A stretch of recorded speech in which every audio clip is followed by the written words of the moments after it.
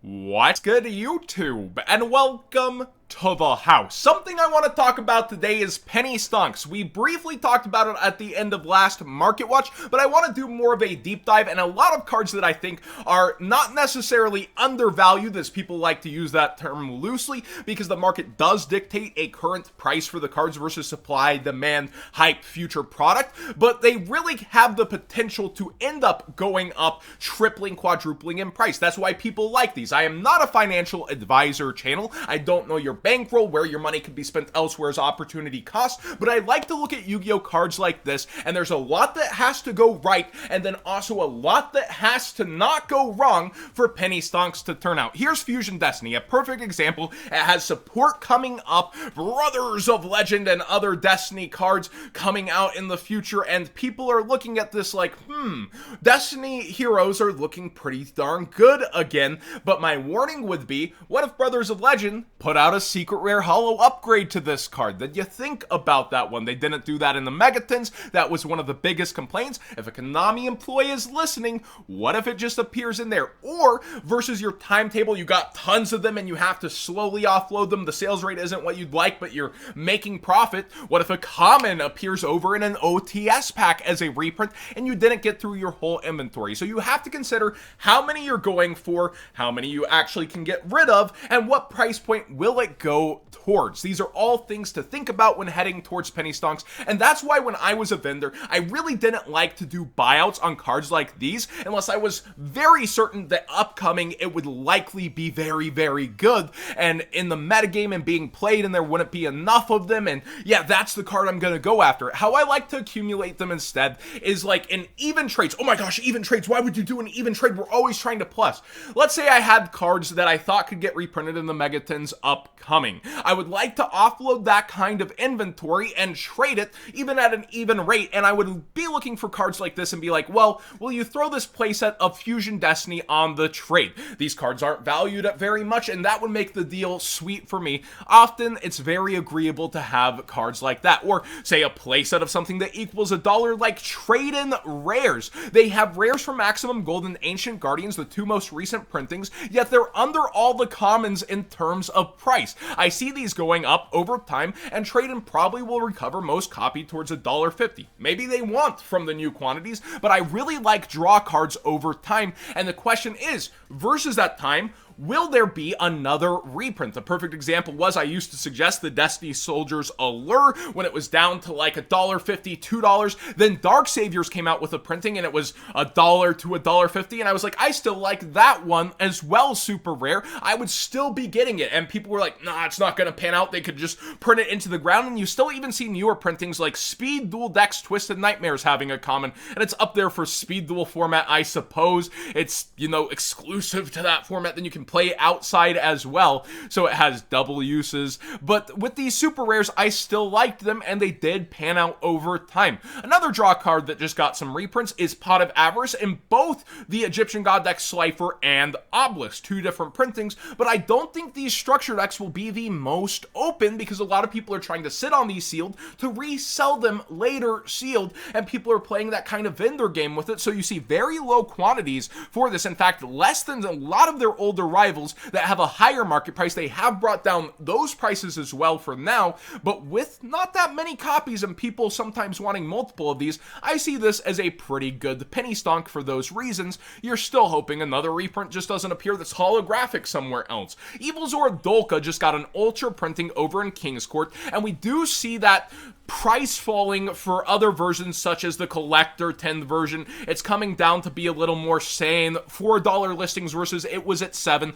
So I almost like the secret rare more as a buy for the potential future of this card, which rivals its original secret rare out of Photon Shockwave. But the ultra rare being under $1 is very eyebrow raising because these are only pulled at a rate of 3.6 per booster case. That is 12 different boxes, and there's a lot of Dino players out there thanks to it being a structure deck and a re-waved unlimited structure deck. So I really do kind of like Dolka. Extra deck monsters in general tend to do well over time, especially when they have utility effects that continue back into other metagames. For that reason, I also really like the rare Baxia, even though there's quite a few of them. They're literally pennies. They are down in price for a card that has really big utility and could be played in the future of Yu-Gi-Oh!, causing it to go from just pennies to potentially dollars. That's why people, again, like penny stonks, that percent of profit that ends up panning out sometimes, but not all the time, to quote a famous YouTuber. I do kind of like Guilty Gear Freed also. It lends itself to lore in the show, but it also is a super poly target for any two warrior monsters with different attributes, and almost every warrior deck that mishmashes into Isolde tends to play a lot of different attributes, so I do kind of like it for the future of that. I also like Lina the Light Charmer, as many different Charmers have been played in metagames, and this was getting played in a lot of metagames, and super rares are actually harder to get than they used to be, as now half of core sets are holographic. You only get 50 commons, making commons a lot less likely to ever pan out as penny stonks themselves.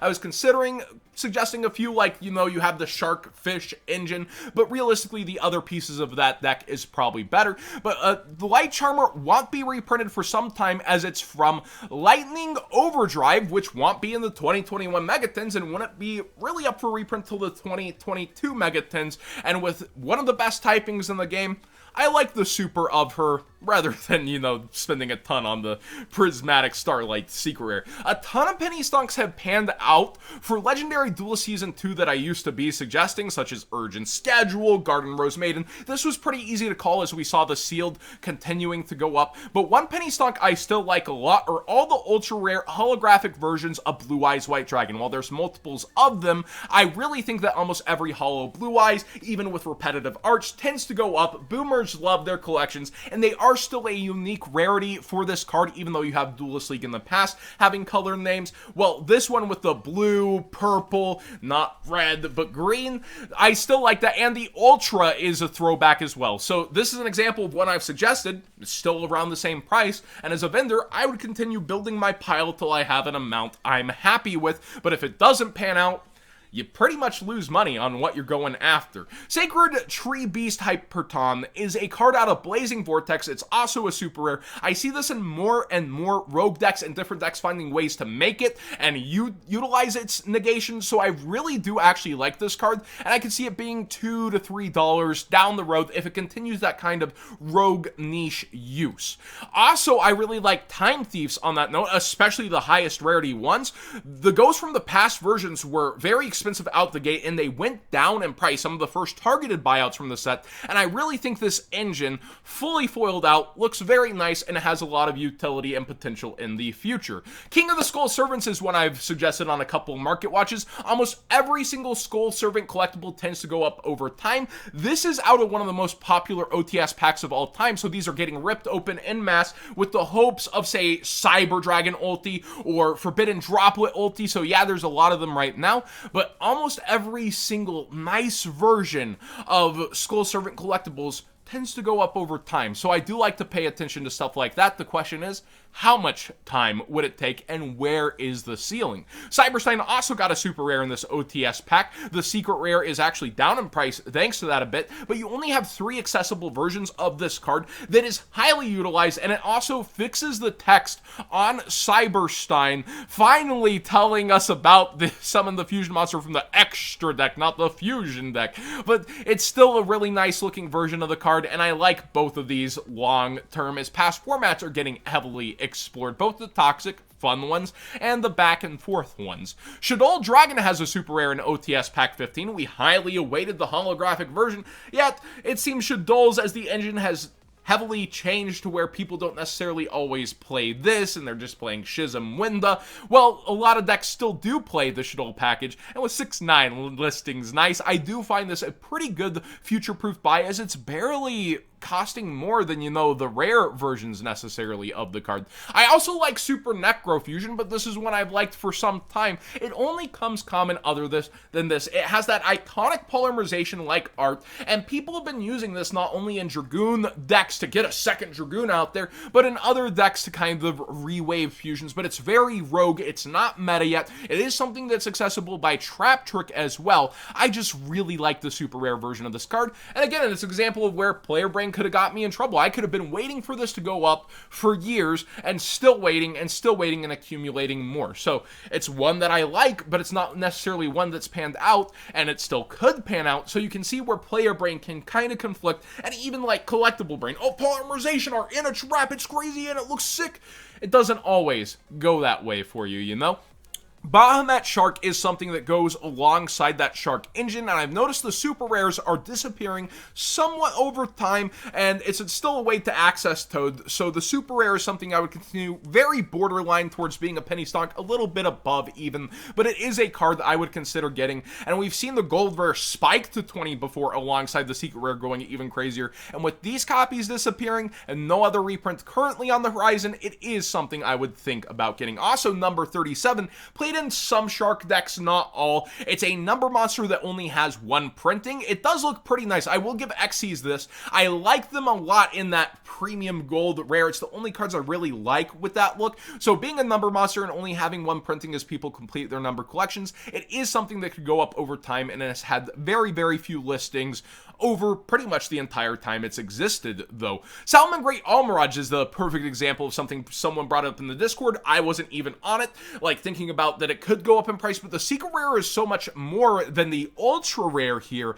and the ultra rare is getting more and more and more use in other decks for that simple mechanic of being able to send something off of the field that was normal summoned at X attack. It's kind of like Link Spider, where we did see Link Spider end up going up during other formats and get bought out to ridiculous proportions. This has also fallen down, so I kind of like the super rare during this time right now. But for cards that have a general ability to take care of problems on the field, such as using a dinosaur token and turning it into an effect monster, or taking a Nibiru token, or sending a normal summon off the field, maybe to trigger an effect, get a link arrow downwards, and do other stuff, that is something to consider, as other decks end up, besides just Invoked Yep, playing All Mirage in their decks, and it's been going up a little bit, so it is something to watch. Thanks for watching today's Market Watch. Please subscribe if you haven't already. Give this video a thumbs up if you enjoyed this conversation, and more of the, oh yeah, don't just go buy this using my TCG player link in the description down below, costing you nothing extra to support the channel directly for the cards you'd already be buying, but that both sides conversation of what can go wrong along with what can go right, because a lot of people get starry-eyed. They like to go for that rather than just keeping an eye out, maybe getting a couple in a trade, building their stack slowly. People really love to throw money auto at stuff like this, and that's the word of warning on what can go wrong instead of just what can go right with something while spending your money.